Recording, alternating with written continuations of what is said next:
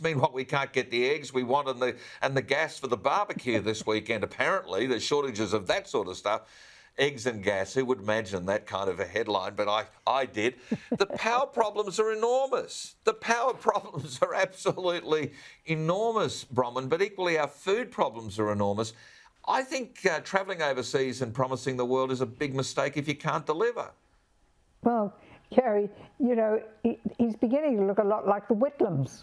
You know, Gough went off on the grand tour when he got elected, and then we had Margaret making big statements, and now we've got Jodie making big statements, and I think it's time he came home and started addressing the problems here.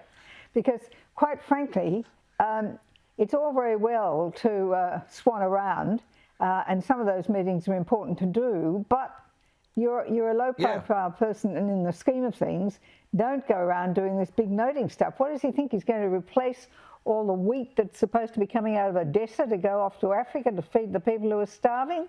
I don't think so.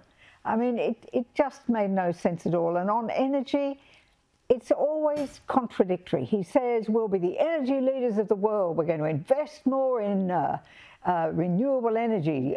Really? And that'll make us super terrific. And at the same time, we're going to become a manufacturing power again. Well, you can't do it. You need baseload power. 80% or up to 80% of our fuel every day comes from fossil fuels. Get used to it. Yeah. Europe is starting to acknowledge it. The G7 actually got hit with reality over the head and said, oh, I think we've got to slow down a bit. We need these base loads. So they're firing up their coal-fired power stations and so on. So the contradictions are just innate in everything they say. Get home here, Albo. You said when you got elected you were going to reduce everybody's power bills by $275.